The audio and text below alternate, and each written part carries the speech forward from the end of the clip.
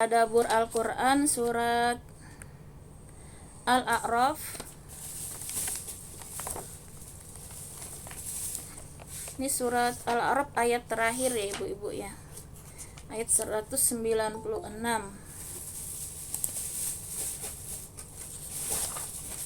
surat ke-7. Ija tolong jangan ribut ya, mainannya kedengaran.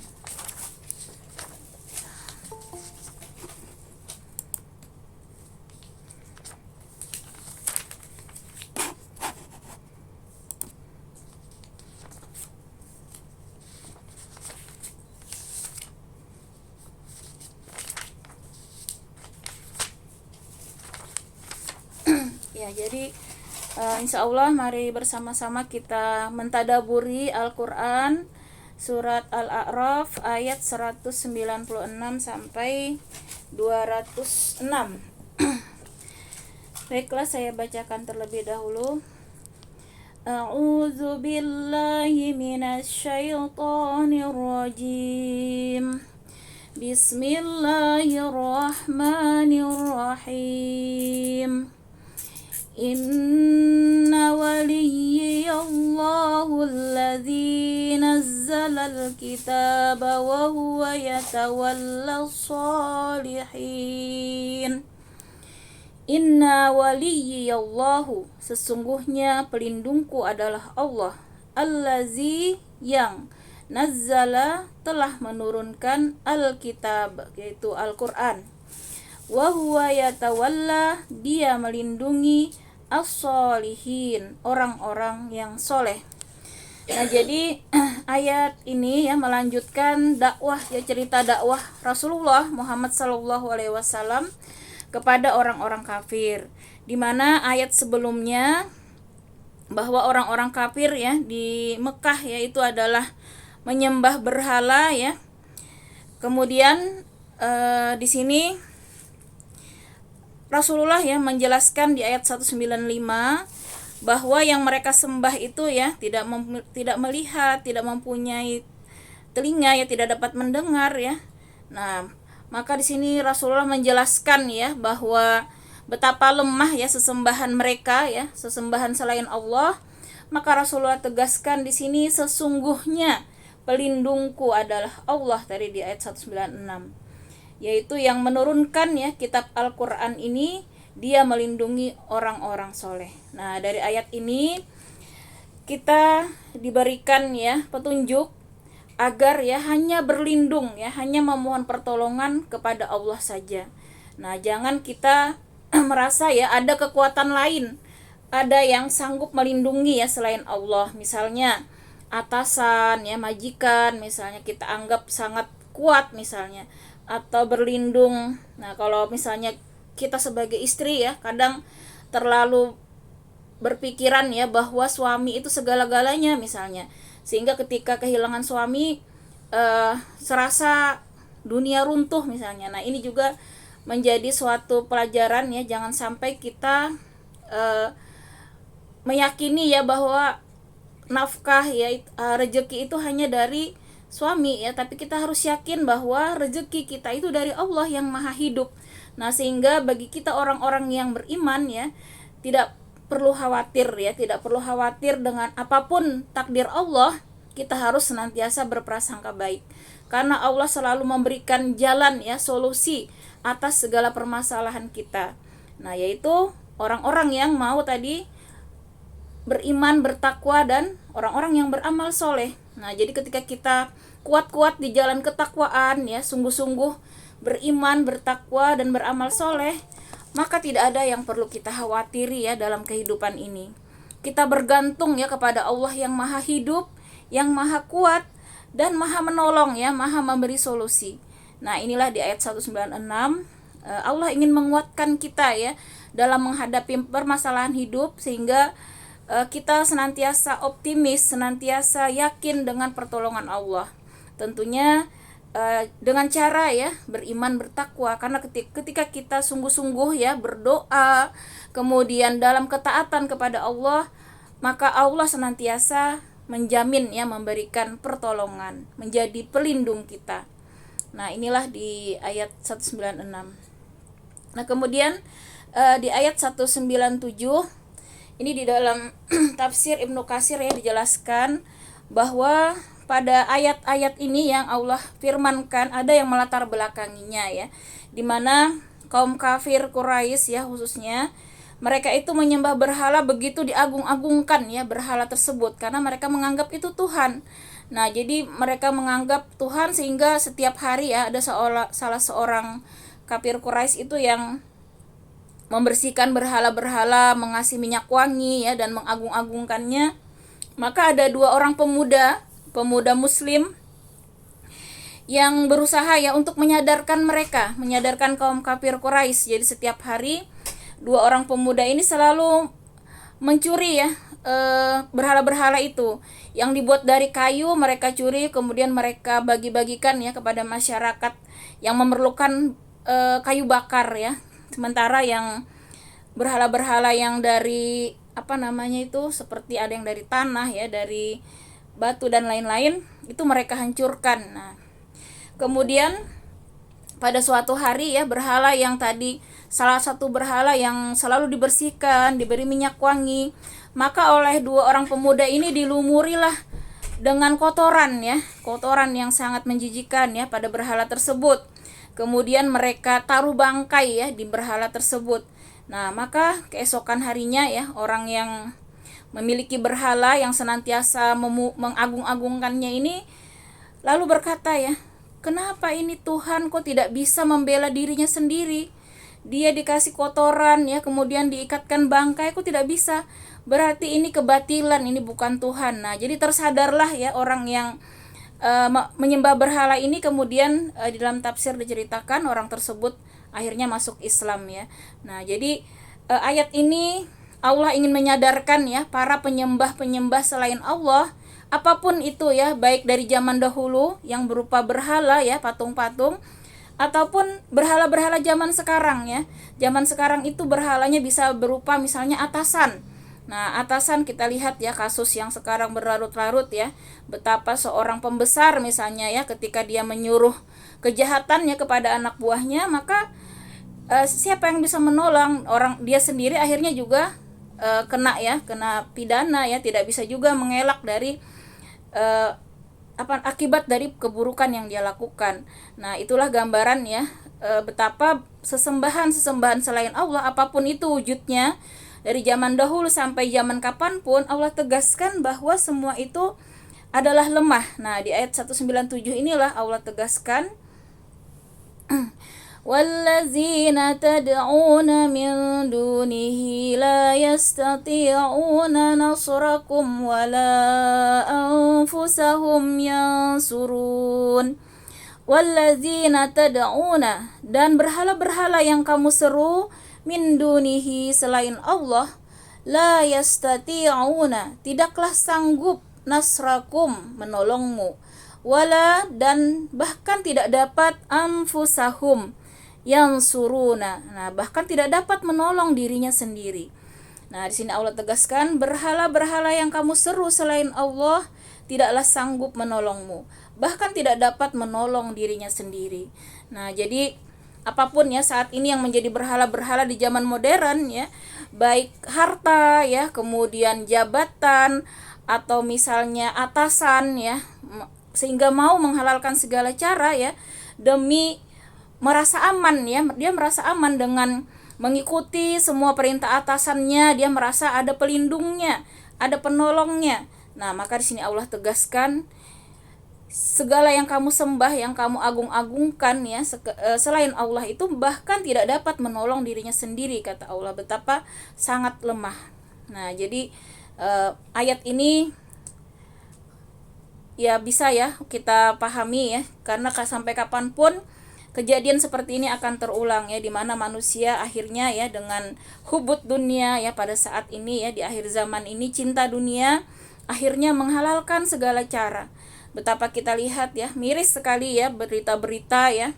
Barusan tadi pagi juga saya dengar itu ada anak-anak itu ya demi membuat konten ya, mereka tiba-tiba melompat ya di jalan tol itu, mencegat ya truk-truk besar. Nah, padahal kejadian kemarin itu ya, truk besar itu melaju kencang kan kalau di jalan tol ya, sehingga dia tidak bisa merem ya. Akhirnya pemuda ini tergilas ya dua-duanya.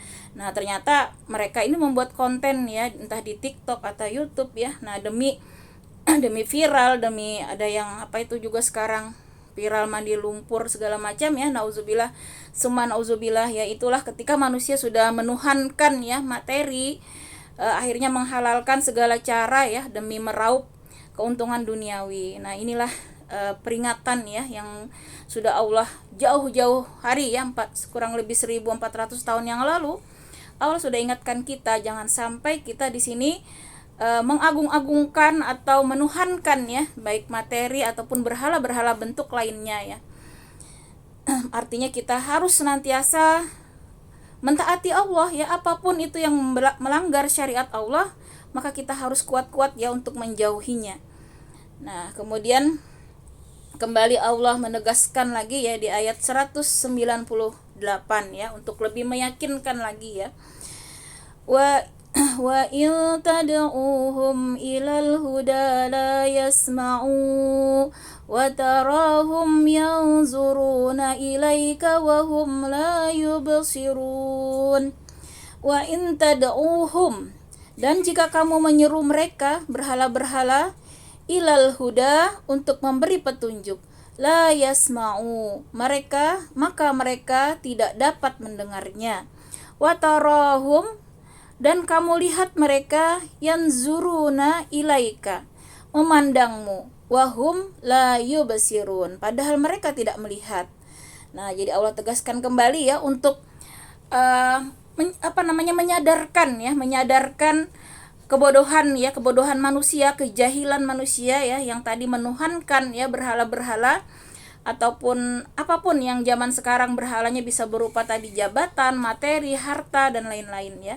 Kemudian Allah tegaskan, dan jika kamu menyeru mereka ya berhala-berhala tadi untuk memberi petunjuk, mereka tidak dapat mendengarnya. Dan kamu lihat mereka memandangmu padahal mereka tidak melihat. Nah, jadi kalau orang-orang kadang ya yang saat ini takut ya dengan atasannya misalnya, akhirnya mau saja berbuat maksiat ya, dia merasa seakan-akan kalau dia tidak mentaati keburukan itu nanti atasannya itu akan melihat ya. Maka Allah tegaskan mereka itu tidak akan melihat ya. Nah, jadi kalau di zaman dulu ya berhala-berhala itu memang benar-benar ya matanya dibuat kayak melotot gitu oleh mereka, tetapi kata Allah pada hakikatnya mereka tidak melihat ya, karena mereka benda mati. Nah, begitu juga berhala-berhala saat ini ya, menurut ulama tafsir apapun itu, nah tidak perlu ya kita takuti demi mengikuti perintah-perintah yang bertentangan dengan aturan Allah, karena sama sekali mereka tidak memberikan petunjuk ya kepada jalan yang benar. Nah, kemudian di ayat berikutnya ini terkait ya akhlak kita ya yang dituntunkan ya oleh Rasulullah. Kemudian Allah di sini memberikan rambu-rambu akhlak ya bagi kita. Yang pertama di sini di ayat 199, khuzil afwa wa'mur bil urfi wa'arid 'anil jahilin. Khuzil afwa, jadilah pemaaf, wa'mur, dan suruhlah, bil urfi, mengerjakan yang ma'ruf, wa'arid, serta jangan pedulikan, anil jahilin, orang-orang yang bodoh. Nah, jadi di sini Allah memberikan kita ya petunjuk ya ketika kita menghadapi ya orang-orang yang jahil ya, orang-orang yang bodoh, artinya bodoh dalam hal pengetahuan agama. Sekarang kan banyak ya berseliweran ya di medsos itu ya orang-orang yang kadang menghina Islam ataupun memburuk-burukan ya agama Islam dan seterusnya.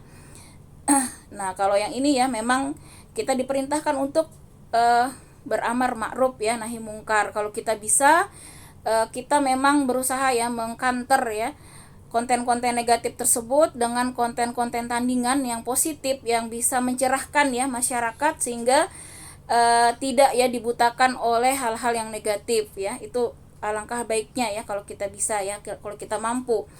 Nah, kemudian kalau orang-orang jahil ini misalnya mengolok-olok diri kita ya, terkait diri kita. Jadi beda ya, kalau terkait agama memang Islam itu sangat tegas ya untuk kita perangi ya orang-orang yang memerangi agama Islam ya, ataupun menghina dan seterusnya. Maka wajib bagi kita umat Islam untuk secara tegas ya melawan ya segala hal-hal yang tadi ya yang bersifat ya menghina Islam atau Rasulullah dan seterusnya. Tapi terkait di sini perilaku ya orang-orang jahil itu terhadap diri kita. Misalnya diri kita yang dihina ya, diri kita yang dilecehkan dan seterusnya ya, terkait kata-kata misalnya. Maka di sini kita diperintahkan untuk menjadi pemaaf ya. Dan tidak usah dipedulikan di sini kata Allah ya, orang-orang yang bodoh tersebut. Jadi kita tidak perlulah sibuk kalau masalah diri kita yang dihinakan atau dianggap buruk ya, karena nanti justru ya mereka itu akan tambah menjadi-jadi biasanya ya. Orang-orang yang suka mengolok-olok ini kalau ditanggapi mereka seperti di atas angin ya, tambah menjadi-jadi ya. Jadi kalau kita di sini mendiamkan ya kalau terkait hinaan ya terhadap diri kita, maka biasanya mereka itu akan kalah mental ya. Biasanya mereka itu akan berhenti dengan sendirinya. Nah, inilah ya ajaran kita pernah melihat bagaimana Ali bin Abi Thalib ya ketika dalam peperangan ya, beliau itu sudah hampir saja menebas ya leher kaum kafir ya saat berperang. Namun ketika kaum kafir itu tiba-tiba meludahi beliau ya, mengolok-olok diri Ali bin Abi Thalib, maka spontan beliau mengurungkan mau membunuh itu nggak jadi. Nah, jadi orang kafir ini kaget ya, kenapa nggak jadi membunuh? Tadi udah semangat sekali gitu ya, mau memenggal lehernya gitu. Maka kata Ali bin Abi Thalib ya, saat pertama tadi saya mau membunuhmu karena kamu menjadi musuh Allah ya, memerangi Islam. Tapi ketika yang kedua kali kamu menghina diriku ya, kemudian meludahiku, aku tidak marah katanya. Kalau diriku yang dihina, diriku yang disakiti ya, maka aku memaafkan. Nah, orang ini spontan ya, sontak dia langsung hatinya ya tergetar ya dengan kemuliaan Islam ya, dan akhirnya membawa dia masuk Islam ya, Masya Allah. Jadi itulah ya gambaran betapa sahabat-sahabat ya binaan Rasul itu mereka memiliki ya kekuatan akhlak yang luar biasa. Mereka bisa membedakan ya marahnya karena Allah dan marah karena nafsu ya. Jadi kalau karena Allah itu memang wajib ya kita sampaikan yang hak tadi, yang benar ya. Ketika Islam diserang ya, maka kita berhak untuk melawan. Nah, tapi sebaliknya kalau diri kita yang dihinakan dan lain-lain, maka Allah memerintahkan kita untuk menjadi pemaaf dan bersabar ya. Karena pada hakikatnya ketika seseorang menghina kita, mengolok-olok kita ya, nah kalaupun benar itu menjadi introspeksi ya bagi kita, muhasabah bagi kita, karena lewat mulut-mulut orang yang tidak suka itulah kita jadi sadar kadang kekurangan kita ya. Nah, karena kalau orang yang biasanya hanya manis-manis di depan ya, kita tidak tahu, seakan-akan kita ini baik terus ya, tapi ketika dari orang-orang yang tidak suka dengan kita, maka muncul kejujuran, misalnya sifat kita selama ini apa gitu ya. Nah, itu menjadi bahan bagi kita untuk introspeksi, muhasabah diri, sehingga kita bisa memperbaiki diri kita. Adapun kalau tidak benar ya apa yang dia olokkan, itu akan menjadi berbalik ya, menjadi dosa yang sangat besar ya bagi diri orang tersebut. Nah, sehingga di sini luar biasa ya pahala memaafkan ini. Bahkan pernah saya bahas juga bahwa salah satu ya dari pahala yang sangat besar ya di sisi Allah, bahkan malaikat sendiri tidak tahu ya mau mencatatnya seperti apa. Allah saja yang langsung memberi ganjaran ya karena saking besarnya, yaitu pahala memaafkan ya, yang pertama. Kemudian ada pahala ya orang yang bersabar ya, dan yang ketiga pahala orang yang berpuasa. Nah, jadi memaafkan ini salah satu pintu untuk mendapatkan ya pahala yang sangat besar di sisi Allah. Dan kemudian tadi selanjutnya kita diperintahkan juga untuk menyampaikan ya, untuk menyuruh orang lain berbuat ma'ruf ya, berbuat kebajikan.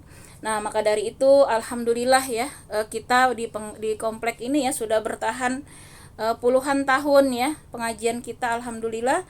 mudah-mudahan Allah senantiasa memberikan kita istiqomah ya, karena upaya kita di sini ya dalam pengajian ini adalah untuk terus ya mengkaji ayat-ayat Allah, sehingga kita senantiasa semoga ya bisa dalam petunjuk ya hidayah Allah, sehingga kita mudah-mudahan istiqomah ya menjadi orang-orang yang beriman, bertakwa ya, beramal soleh sampai akhir hayat kita.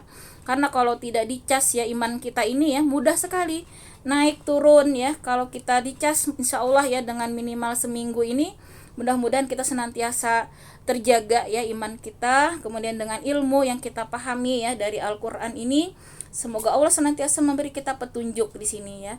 Nah, karena itu marilah bersama-sama ya kita berusaha ya untuk istiqomah di jalan Allah ini ya, sehingga mudah-mudahan ya hanya ajal yang menghentikan kita ya, karena kita sudah menyaksikan langsung ya sahabat-sahabat kita yang dulu bergabung ya di majelis ini, sudah ada yang meninggal ya, beberapa orang ya, kita menyaksikan sendiri bahwa mereka yang istiqomah ya akhirnya mendapatkan anugerah ya husnul khatimah ya.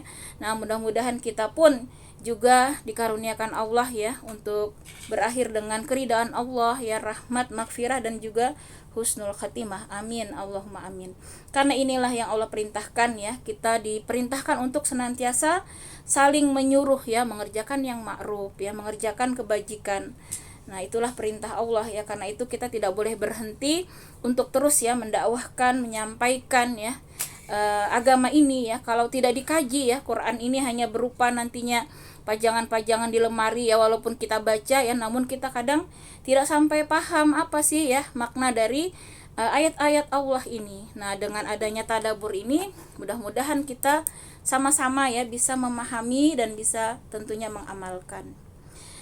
Nah, kemudian di ayat 200 ya Allah memberikan kita cara ya bagaimana ketika datang godaan tadi ya, godaan baik dari setan nantinya ya. Godaan dari setan ini tentunya kita pahami ya di dalam An-Nas, minal jinnati wan nas, bahwa setan itu bisa dari kalangan jin maupun dari kalangan manusia. Nah, kita baca dulu di ayat 200. Wa imma yanzaghannaka minasy syaitani nazghun fasta'iz billah innahu sami'un alim. Wa imma yanzaghannaka, dan jika ada yang datang menggodamu, min ya dari asyaitani kalangan setan, nazgun dengan godaan, fasta'iz billah maka berlindunglah kepada Allah, innahu sesungguhnya dia sami'un maha mendengar, alimun maha mengetahui. Nah, jadi kalau ada gangguan ya, bisikan ya setan baik dari kalangan jin maupun manusia ya yang mengajak kita pada kemaksiatan ya, maka di sini Allah perintahkan bagi kita untuk berlindung ya kepada Allah. Nah, jadi itulah ciri-ciri ya orang yang imannya masih kuat ya, yang hatinya hidup, maka imannya sehat ya, maka ketika dia datang godaan ya untuk bermaksiat, dia segera ingat kepada Allah, mengucapkan a'udzubillahi minasyaitonir rajim ya. Tentunya ini ya artinya kita berlindung ya tadi ya kepada Allah agar tidak melanjutkan ya untuk melakukan maksiat. Nih misalnya kita pengen lihat yang gosip misalnya atau apa gitu ya, kita segera ingat bahwa Allah tidak menyukainya, maka kita baca ya auzubillahi minasyaitonir rajim, lalu kita alihkan ya dengan kegiatan lain yang tentunya Allah ridhoi ya. Kalau perlu kita bawa ya berwudu, kemudian kita bawa ngaji atau sholat ya, agar mereda tadi ya keinginan-keinginan negatif tadi. Kemudian di sini Allah tegaskan, sungguh Dia Maha mendengar, Maha mengetahui.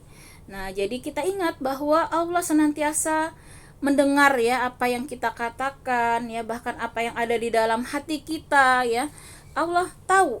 Nah, sehingga tidak ada tempat ya bagi kita untuk bermaksiat ya, mau di tempat sendirian, tersembunyi, Allah tetap melihat ya, tetap mendengar, sehingga kita senantiasa ingat ya muraqabatullah, pengawasan Allah. Nah, itulah yang juga perlu kita tanamkan ya kepada tentunya anak-anak kita ya. Karena nauzubillah min zalik ya ibu-ibu ya, berita baru-baru kemarin juga itu sangat miris ya, di Ponorogo sekitar 266 lebih ya anak-anak SMP SMA itu hamil ya. Nah, hamil di luar nikah dan mereka mengajukan kepada apa itu ya, kantor urusan agama ya, untuk bisa menikah dini ya, karena syarat pernikahan itu kan di dalam undang-undang ya kalau tidak salah usia 19 tahun ke atas ya, sementara usia mereka masih di bawah itu ya. Nah, mereka boleh menikah kalau mengajukan apa namanya, saya lupa ya. Jadi ada yang diajukan gitu untuk diberikan kesempatan ya menikah di usia di bawah undang-undang ya. Nah, itu 200 lebih ya ibu-ibu, 266 kalau tidak salah ya. Nah, itulah terjadi ternyata lonjakan ya hubungan bebas ya anak-anak ini ya. Ternyata terjadi ketika pandemi kemarin ya, dimana orang tua bekerja ya, mereka itu di rumah. Nah, jadi banyak kejadiannya itu katanya di rumah saat orang tua tidak ada ya, ataupun di hotel-hotel, nauzubillah ya, summa nauzubillah. Jadi mereka itu kebanyakan karena berkomunikasi ya lewat medsos itu sangat bebas ya, akhirnya yang membawa mereka ya terjerumus kepada pergaulan bebas. Nah, ini kan karena anak-anak kita itu tidak, imannya itu ya di mana ya, pengawasan Allah itu mereka tidak sadar ya, muraqabatullah. Nah, kalau ini kita tanamkan ya sejak dini bahwa Allah senantiasa tadi ya mendengar, maha melihat ya, maha mengawasi, ketika kuat ya di dalam diri anak kita, maka kita berharap mudah-mudahan ya Allah senantiasa melindungi mereka ya, tidak sampai terjadi seperti itu. Nah, nauzubillah itu baru yang ketahuan ya, walau alam ya, mungkin di daerah-daerah lain pun ya itu pun juga banyak yang terjadi ya. Nah, itu beritanya anak SMP SMA itu kan usia-usia yang sebenarnya ya mereka itu masa-masa yang sangat labil memang ya, kalau tidak dibentengi dari kecil ya, keimanan yang kuat itu memang susah ya. Karena di dunia sekarang ini sudah tidak ada batas ya yang masuk ke ruang-ruang pribadi anak kita melalui HP itu ya, konten positif negatif itu ya tidak terfilter. Jadi yang benteng utama itu tentunya adalah keimanan di sini ya. Kalau kita sungguh-sungguh ya mengajak mereka untuk kuat ya dalam keimanan, ketakwaan ya, mudah-mudahan Allah senantiasa bersama ya anak-anak kita dan senantiasa melindungi ya dari segala kemaksiatan maupun dosa-dosa. Kemudian di ayat 201 Innallazina taqaw idza massahum ta'ifum minasyaitani tazakkaru fa idza hum mubsirun. Innallazina, sesungguhnya orang-orang yang, nah innallazina taqu, sesungguhnya orang-orang yang bertakwa, iza massahum, apabila mereka dibayang-bayangi ta'ifun, pikiran jahat, nah untuk berbuat dosa, minas syaitan, dari setan, tazakkaru, mereka pun segera ingat kepada Allah. Fa izahum, maka ketika itu juga mereka mubsiruna, melihat kesalahan-kesalahannya. Nah, inilah ya bagi kita yang masih memiliki iman ya, apalagi kalau iman kita yang kuat ya, maka ketika ada tadi ya pikiran-pikiran negatif ya, ingin berbuat jahat, maka segeralah ingat ya, segera ingat kepada Allah. Dan seketika itulah mereka sadar ya akan kesalahannya, segera bertobat. Nah, kita inilah ya fungsinya bagaimana kita harus terus ya menjaga iman kita supaya kita senantiasa dalam benteng ya ketaatan ya. Nah, ini tentunya kita harapkan juga terjadi pada anak-anak kita. Makanya mudah-mudahan nanti ya pengajian seperti ini bukan hanya di kalangan orang-orang tua seharusnya ya, justru ini penting sekali ya di kalangan anak-anak kita ya, anak-anak biasanya umur-umur yang mumayyiz ya, sudah paham ya, usia kelas 4 SD itu sebenarnya harus sudah mulai ya, karena dia persiapan ya untuk balik ya, maka sebenarnya juga harus ya kita bimbing mereka ya untuk memahami ilmu agama ini ya, karena di zaman Rasul itu yang namanya pengajian begini ya, bukan hanya orang-orang yang tua-tua, tapi justru ya yang kita ingat umurnya masih belas-belasan ya, masih sangat muda ya, sehingga Islam itu Masya Allah ya di zaman Rasul itu benar-benar kuat ya, terasa ya rahmatan lil alaminnya ya, karena orang-orang beriman bertakwa itu seluruh kalangan ya. Nah, disinilah bukti ya kuatnya iman Ketika ada bisikan jahat ya, pikiran-pikiran negatif, maka segera ingat ya kepada Allah sehingga langsung sadar ya akan kesalahannya, tidak menunda-nunda tobat. Saat itu juga dia menyadari kesalahannya dan bertobat. Nah, adapun kalau orang-orang yang lemah imannya ya, dia merasa santai saja bermaksiat ya, bahkan menjadi-jadi ya. Nah, jangan sampai ini terjadi ya akibat dosa-dosa yang tidak kita taubati, karena Rasulullah jelaskan setiap dosa itu akan membentuk ya titik hitam ya di dalam hati kita. Jadi ibarat cermin itu ketika tidak dibersihkan ya, noda-noda itu ya akan menumpuk lama-lama tidak bisa lagi bercermin ya, penuh dengan noda-noda ya. Ketika hati itu penuh dengan maksiat, akhirnya dia santai saja ya dengan kesalahan-kesalahan itu, tidak merasa bersalah ya. Nah, inilah rambu-rambu ya bagi kita untuk segera mentaubati ya kesalahan-kesalahan kita. Kemudian Allah tegaskan di ayat 202 ya, bagaimana sifat ya orang-orang kafir ya, orang-orang fasik itu ya. Nah, untuk kita waspadai di sini. Wa ikhwanuhum yamuddunahum fil ghayyi summa la yuqsirun. Wa ikhwanuhum, dan teman-teman mereka yaitu orang kafir dan fasik ya. Orang kafir tentunya orang-orang yang bukan ya agama Islam. Kemudian orang fasik ini berarti orang-orang Islam tapi yang sering bermaksiat, yang selalu bermaksiat ya. Nah, yamuddunahum, membantu setan-setan. Nah, jadi orang-orang inilah yang membantu setan-setan fil ghayyi, dalam menyesatkan. Summa, kemudian la yuqsirun, tidak henti-hentinya menyesatkan. Nah, jadi Allah tegaskan bahwa orang-orang kafir dan orang-orang yang fasik ini ya, orang-orang yang suka bermaksiat ini memang adalah pembantu-pembantu setan ya. Jadi kita harus sadar ya, orang-orang yang jahat ya, orang-orang kafir, orang fasik ini, mereka itu sebenarnya pembantu setan ya, senantiasa menyesatkan kata Allah, dan tidak akan berhenti dia sampai kita itu mengikuti mereka.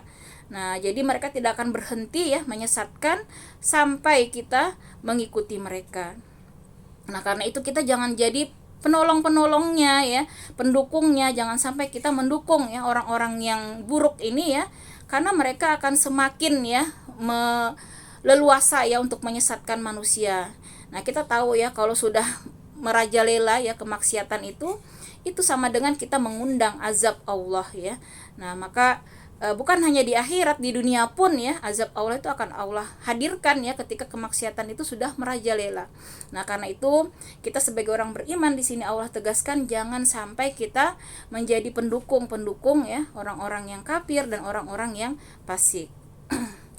Nah, kemudian di ayat 203 kemudian di sini Allah memberikan kita petunjuk ya bagaimana ketika kita mendengarkan ayat-ayat Allah dibacakan ya, ketika kita mendengarkan Al-Qur'an dibacakan. Jadi di sini terkait dengan adab ya, adab membaca maupun mendengarkan Al-Qur'an. Di ayat 203. Wa idza lam ta'tihim bi ayatin qalu laula jtabaitaha qul innama attabi'u ma yuha ilayya min rabbi hadza basairu min rabbikum wa hudaw wa rahmatul liqaumin yu'minun. Wa idza lam ta'tihim, dan apabila engkau ya Muhammad tidak membacakan kepada mereka bi ayatin, suatu ayat, qalu, mereka berkata, laula jatabaitaha, mengapa tidak engkau buat sendiri ayat itu. Qul innama attabi'u, katakanlah sesungguhnya aku hanya mengikuti ma yuha, apa yang diwahyukan, ilayya mir rabbi, kepadaku oleh Tuhanku. Haza, Al-Quran ini, basairu, adalah bukti-bukti yang nyata, mir rabbikum, dari Tuhanmu, wa hudaw wa rahmah, dan petunjuk dan rahmat, liqaumin, bagi orang-orang yu'minun. Nah, jadi mohon maaf ya yang membaca Al-Quran di berikutnya ya. Kalau ayat ini Allah menegaskan bahwa Al-Quran itu ya benar-benar firman Allah ya, datang dari Allah, bukan dari Rasulullah. Karena orang-orang kafir di sini menyatakan ya, coba buat sendiri begitu ya ayat tersebut kepada Rasul ya. Maka di sini Rasul tegaskan bahwa aku hanya mengikuti apa yang diwahyukan. Jadi Rasul tegaskan bahwa semua ya Al-Quran ini firman Allah, wahyu, bukan buatan Rasul ya, tetapi benar-benar datang langsung dari Allah yang Maha Pencipta. Nah, di mana Al-Quran ini adalah bukti nyata ya, mukjizat ya dari Allah langsung ya, sebagai petunjuk dan juga rahmat. Nah, Masya Allah, jadi gampang sekali ya kita ini mau mendapatkan rahmat Allah ya, karena dengan berinteraksi dengan Al-Quran ini maka Allah curahkan ya rahmat Allah bagi orang-orang yang beriman. Nah, jadi syaratnya tentunya harus beriman ya, baru Allah berikan rahmat tersebut. Nah, maka di sini Al-Quran ini adalah mukjizat ya. Mukjizat itu kan artinya yang mengalahkan ya, yang mengalahkan orang-orang kafir itu kan senantiasa membuat ya hal-hal yang menurut mereka hebat ya. Ya silakan Mbak Eti. Ya Mbak Eti, atau terpencet ya. Nah, jadi kita ingat ya kalau misalnya mukjizat zaman Nabi Musa ya, zaman Nabi Musa itu kan sangat ini ya, populer saat itu adalah sihir-sihir ya, dimana mereka bisa membuat ya ular-ular ya, ahli-ahli sihir itu ya. Nah, kemudian maka Allah patahkan ya, Allah lemahkan ya dengan mukjizat yang serupa, yaitu tongkat Nabi Musa ya, yang bisa berubah menjadi ular, yang justru lebih hebat ya dari ular-ular para penyihir tadi. Nah, jadi mukjizat ya pada zaman dahulu itu melemahkan ya apa-apa yang terjadi pada masa itu. Tapi Al-Quran ini Masya Allah ya, mukjizat yang sangat luar biasa ya. Walaupun zaman sudah berganti, kita tetap bisa ya merasakan ya, menyaksikan ya kehebatan Al-Quran ini ya. Nah, jadi sudah banyak ya orang-orang yang membuka hatinya tentunya ya, yang bisa merasakan bahwa Al-Quran ini benar-benar ya mukjizat yang sangat luar biasa. Karena kita yang hidupnya tadi ya ribuan tahun yang sesudah Rasulullah ya masih bisa merasakan ya ke mukjizat dari Al-Quran ini. Dan di sini Allah tegaskan bahwa Al-Quran ini tadi ya merupakan petunjuk yang akan memberikan kita keselamatan ya, kebahagiaan dunia akhirat. Masya Allah, kita beruntung sekali ya. Dalam hidup ini tidak susah-susah sebenarnya ya. Ikuti saja jalannya, itu sudah dikasih Allah ya. Kalau kita ikuti, selamatlah kita. Nah, kalau kita tidak mengikuti jalannya ya, sudah pasti ya, pasti akan tersesat ya. Nah, di mana Allah juga menjanjikan tadi rahmat yang luar biasa.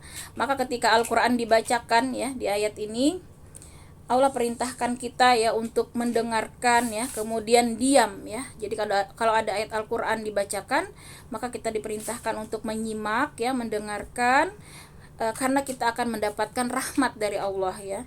Nah, jadi bahkan ya di dalam sholat pun ya, para ulama ini sepakat ya bahwa ketika imam misalnya yang dijahirkan ya, jadi ketika kita sholat berjamaah yang dikeraskan ya bacaan, seperti sholat maghrib ya, isya dan subuh itu kan dikeraskan ya bacaan Al-Qur'annya, maka bagi kita disuruh mendengarkan ya, itu sebagian ya. Kemudian kalau Imam Syafi'i, kita boleh membaca saat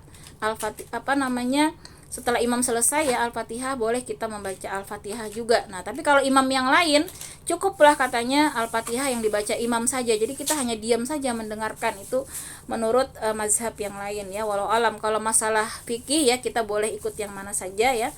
Jadi betapa pentingnya artinya di sini kita mendengarkan ya Al-Qur'an ketika dibacakan ya. Ini adalah adab kita terhadap Al-Qur'an. Ini tadi di ayat 204 ya, wa iza quri'al qur'anu fastami'u lahu wa ansitu la'allakum turhamun.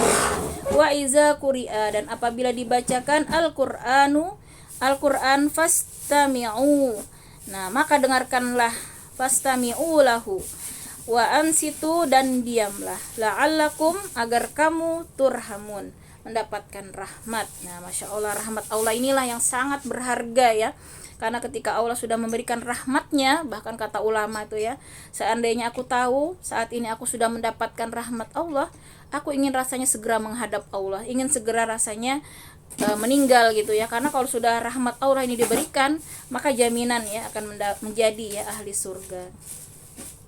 Kemudian di ayat 205,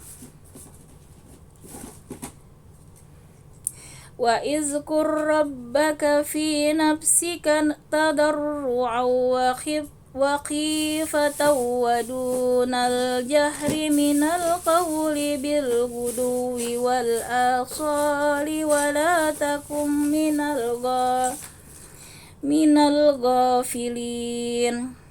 Wa izkur rabbaka, dan ingatlah Tuhanmu, fi nafsika, dalam hatimu, tadarru, dengan rendah hati, wa khifatan, dan rasa takut, wa dunal jahri, dan dengan tidak mengeraskan, minal qauli, suara, bil guduwi, pada waktu pagi, wal asali, pada waktu petang, wala takum, dan janganlah kamu minal ghafilin, termasuk orang-orang yang lengah ya.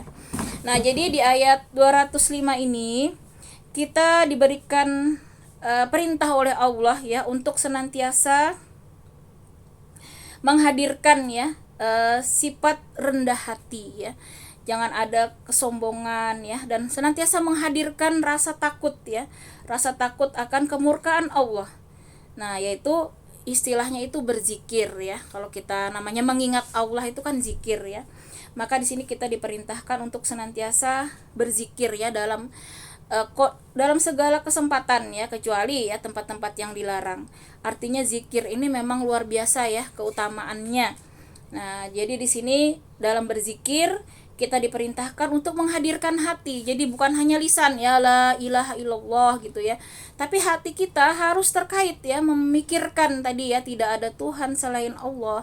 Jadi hati kita harus hadir ya dalam berzikir. Nah, ketika misalnya istighfar, kita benar-benar situ menghadirkan rasa takut ya dengan dosa kita, sehingga kita sungguh-sungguh mengharap ampunan dari Allah.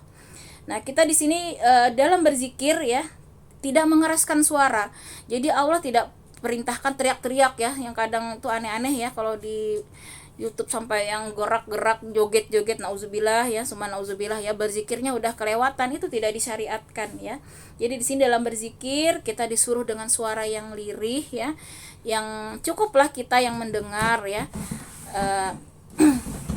Kemudian di sini dengan tadi hadirnya hati ya, baik pada waktu pagi, pada waktu petang, itu terkhusus ya tentunya, karena dengan waktu pagi inilah ya kita memulai hari, sehingga mudah-mudahan ya seharian itu kita dilindungi Allah. Kemudian waktu petang pun juga kita kembali berzikir, itu dalam rangka juga memohon ya supaya senantiasa dalam jalan Allah ya di malam harinya.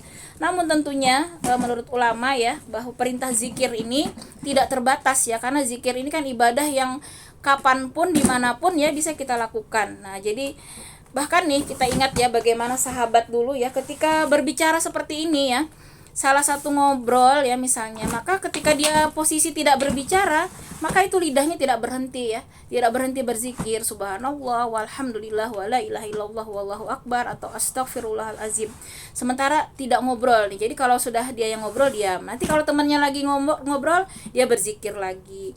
Masya Allah. Jadi kemarin itu menjadi contoh ya bagi kita, seorang profesor ya, Profesor Amani ya kalau tidak salah ya, yang rektor IAIN itu, beliau berzikir terus ya, berzikir terus subhanallah walhamdulillah wala ilaha illallah wallahu akbar. Tapi ya nauzubillah ya, ada yang ternyata tidak senang ya dengan zikir mereka, tapi di situ kita ambil positifnya saja ya. Beliau itu menjadi contoh kita ya, beliau senantiasa berzikir, itu contoh ya bagaimana yang seharusnya memang seperti itu ya. Dalam setiap kesempatan ya kita usahakan ya tidak pernah kering ya lidah kita dari berzikir kepada Allah. Karena dengan zikir inilah ya setan tadi ya, godaan setan, pikiran-pikiran negatif itu akan menyingkir ya dari diri kita, dia kepanasan ya. Jadi hanya setan memang ya yang tidak senang ya dengan kalimat-kalimat thayyibah ya, dengan kalimat Allah ya. Maka insya Allah ya kita mudah-mudahan terlindungi ya dengan zikir ini, melindungi ya diri kita dari kemaksiatan ya. Nah, kemudian dikatakan tadi ya, orang yang senantiasa berzikir ini termasuk orang-orang yang tentunya senantiasa ingat ya, tidak lengah ya mereka dari mengingat Allah. Kemudian yang terakhir di ayat 206, Innallazina 'inda rabbika la yastakbiruna 'an ibadatihi wa yusabbihunahu wa lahu yasjudun. Subhanallah walhamdulillah wa la ilaha illallah wallahu akbar. Nah, ini ayat yang kita diperintahkan untuk bersujud ya. Sesungguhnya orang-orang ya, innallazina, sesungguhnya orang-orang yang inda rabbika, ada di sisi Tuhanmu, la yastakbiru, tidak merasa enggan, an ibadatihi, untuk menyembah Allah, wa yusabbihunahu, dan mereka menyucikannya, mensucikan Allah di sini ya, walahu, dan hanya kepadanya, yasjudun, mereka bersujud. Nah, sesungguhnya orang-orang yang ada di sisi Tuhanmu tidak merasa enggan untuk menyembah Allah, dan mereka mensucikannya, dan hanya kepadanya mereka bersujud. Nah, jadi disinilah ya ciri-ciri orang-orang ya, hamba-hamba Allah yang tentunya dekat ya dengan Allah, yang berada di sisi Tuhannya. Berarti ini sangat dekat ya dengan Allah ya, yaitu orang-orang yang senantiasa menyembah Allah ya, artinya dia beribadah, meminta tolong ya, hanya kepada Allah saja, dan senantiasa mensucikan Allah, artinya mensucikan Allah dari sifat-sifat yang buruk ya. Jadi sama sekali tidak ada di pikirannya negatif ya terhadap Allah, senantiasa dia berprasangka baik, senantiasa mengagungkan Allah. Itu makna mensucikan Allah ya, dari hal-hal yang buruk, dari sifat-sifat yang buruk. Nah, sehingga tidak ada pikiran pesimis ya, misalnya nggak mungkin nih aku bisa begini, karena dia yakin Allah yang maha mampu ya, sehingga selama dia sudah menempuh jalan yang sesuai syariat, maka kita harus yakin ya, harus optimis bahwa pertolongan Allah senantiasa hadir ya. Nah, senantiasa mensucikan Allah dan hanya kepadanya mereka bersujud. Nah, dalam artian sungguh-sungguh tadi mengabdi ya. Semua pengabdian kita iyyaka na'budu wa iyyaka nasta'in ya. Jadi segala hidup mati kita juga ya hanya untuk Allah. Apapun yang kita lakukan di dunia ini, kita niatkan dalam rangka ya bersujud ya, dalam rangka mengabdi, menyembah hanya kepada Allah semata. Maka itulah nantinya yang akan menjadi ya amal-amal soleh, amal-amal yang akan Allah ridai, yang akan menjadi penolong kita ya di yaumil akhir. Wallahu alam bisawab. Demikian ummahat rahimakumullah, dengan berakhirnya ya tafsir ini, maka kita berakhir pula ya kajian kita pada hari ini. Masih ada 2 menit, silakan ibu-ibu kalau ada yang mau disampaikan. Ya, Mbak Ana silakan, Mbak. Mbak, ini ini nggak ada hubungan, maksudnya itu ya mungkin ada sedikit, tapi dari yang kita yang dibahas ya Mbak email. Iya, silakan Mbak. Ini waktu itu saya pernah baca Mbak email, mungkin cerita fiksi ya, tapi